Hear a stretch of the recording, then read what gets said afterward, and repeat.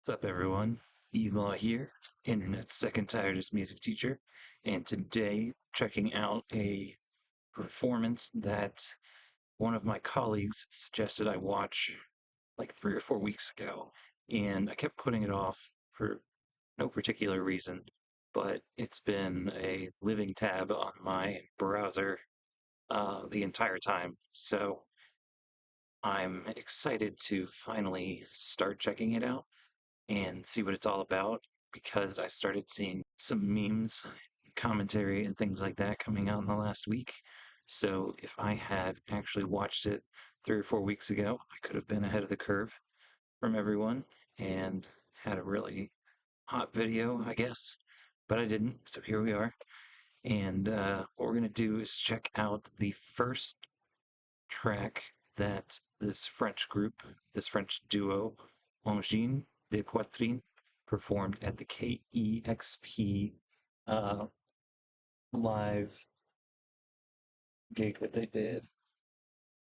And that first track is Sarniezz, I think is how you pronounce it. Sarniezz. My French is not great for some of these more complex words, so I do apologize if that pronunciation was good. But yeah, yeah, from what I can tell from the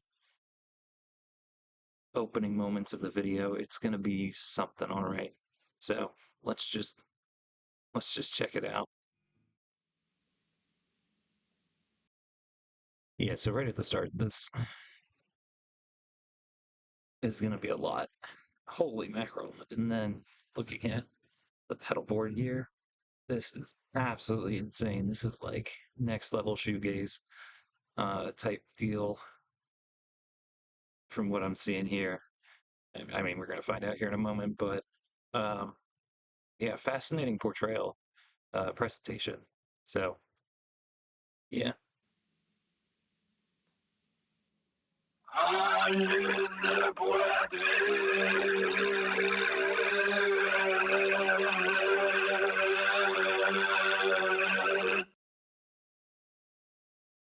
Oh, and that's tight. Let's wait till it pans back. So, homie over here is rolling. One, he's got toe socks on. I love that. I kind of live in those in the summer. Anyway, uh, this double neck guitar is actually a bass and a guitar, so that's kind of cool. And by kind of, I mean pretty cool. Excited to see what they come up with musically for that.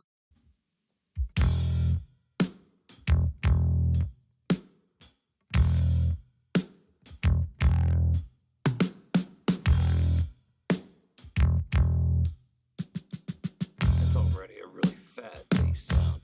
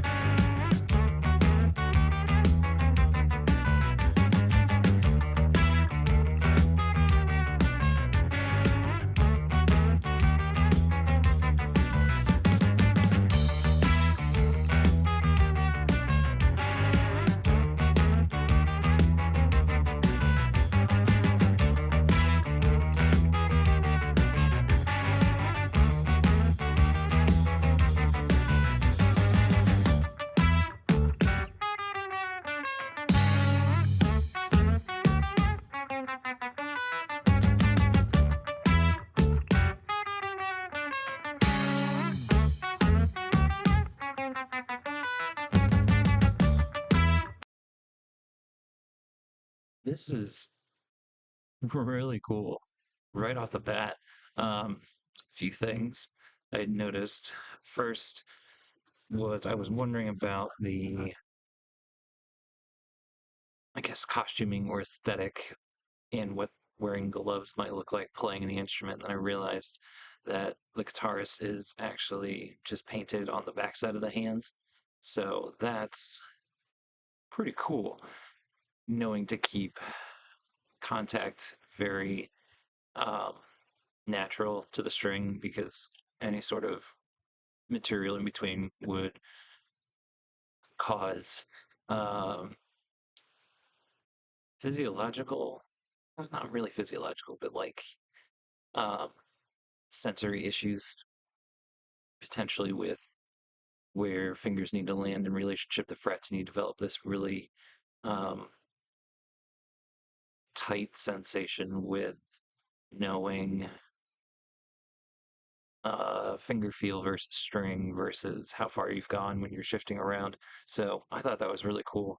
And then same thing with the foot pedal actually is the homie's got no shoes, no socks, and just the tops of the feet painted. So I don't know quite. My suspicion is that with all of the intricacies of the pedals there, they chose to do that so that way they have more fine motor control over knobs and buttons as they're going through with individual toe response as opposed to entire foot response. So that's interesting. That's pretty cool. Um, my ear is also at the moment not good enough to tell whether or not they're in standard tuning for either of the instruments, either of the guitars. Um, but we've got some really like crunchy, uh, groovy sounds going on just in general there, and I think that's just fascinating. Um, and I think they're only running one instrument cable out of the instrument, but I was just thinking, what if you had um, an output from the guitar and output in from the bass and running into separate pedal series on the board? Like that'd be pretty crazy too. And maybe that's the case, and I'm just not saying it, but um, it'd be really fascinating. So, but with the use of looping here to get this really well layered uh, kind of sound collage, I think is off to a really cool start. So I'm going to stop yapping and we're going to check it out.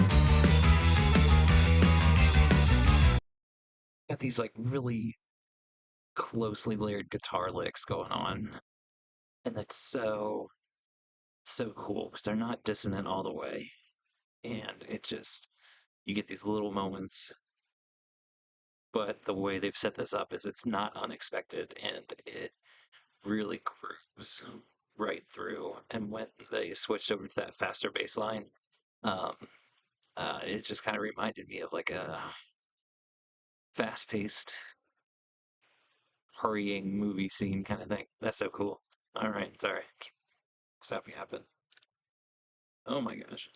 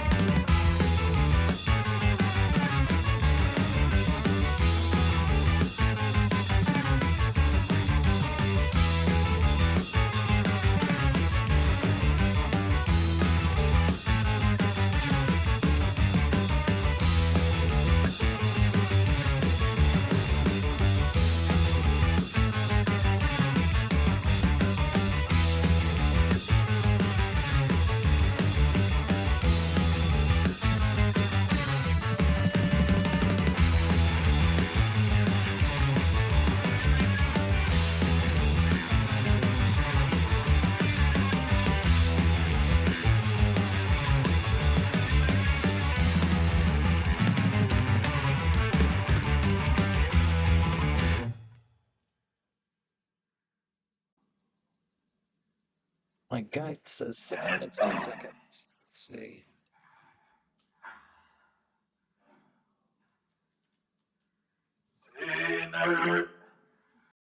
Okay, they're transitioning between.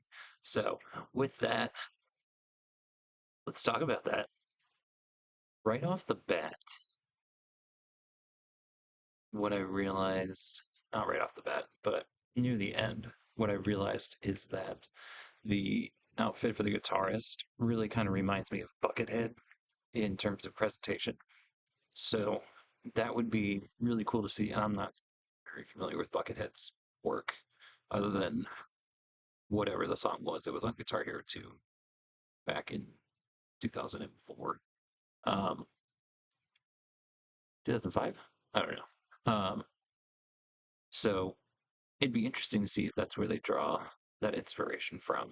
And then the other thing that I noticed that was super prevalent was the inclusion of a golden triangle pyramid across a lot of their stuff. It was the knob on top of some of the symbols. They had it on both of their outfits in a couple different places, and then on the poster with their band name. And I don't know any of the lore about this band, but it's interesting because it's not something that like smacks you in the face like an aggressive logo, but it is something that when you realize it, it's all over the place. So I'll have to check out the lore and see what exactly the significance that is for them.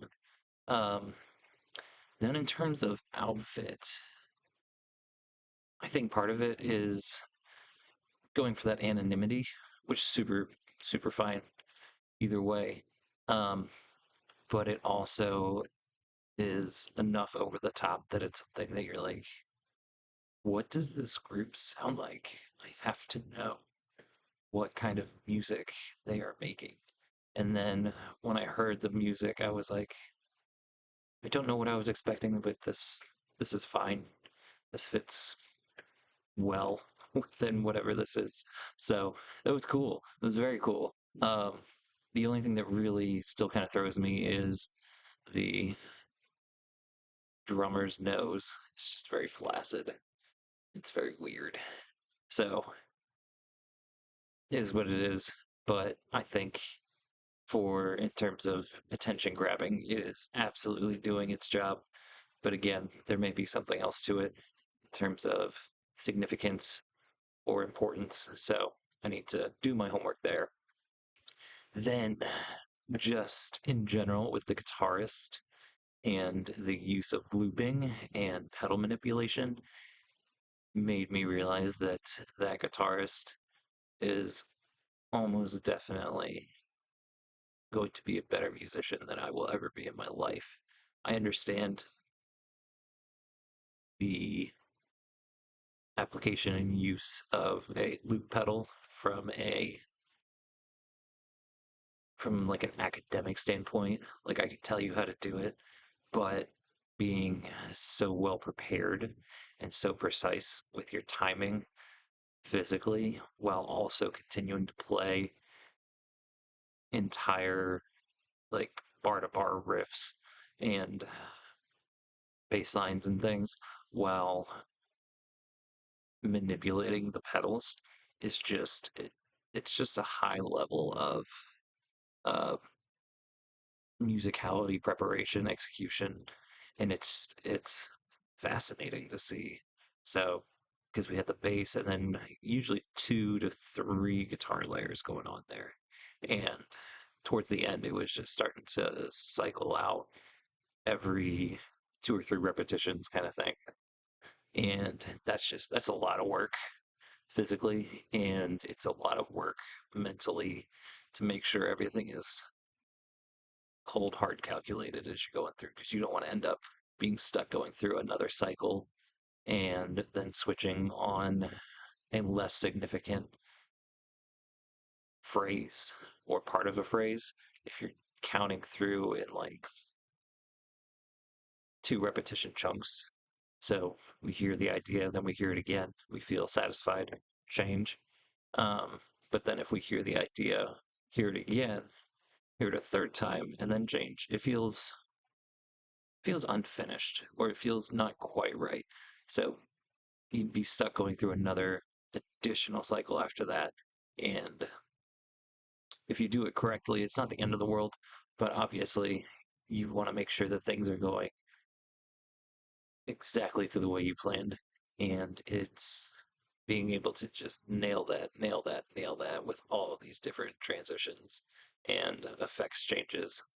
And there weren't like a million effects changes going on the pedal board, but there were things going on. So, man, I don't know. This is just fascinating. Such a fascinating group. I dig it a lot. There's a lot of musical idea and interpolation of harmony that's being used that pushes the boundaries of pop or generalized harmony for what we as a large scale population would usually be attracted to. And they are just 100% all in. And it's just so well done. So well done. I think it's great. So I need to check out the rest of this live set and I'll need to do that while being able to watch the video because watching this is so crazy.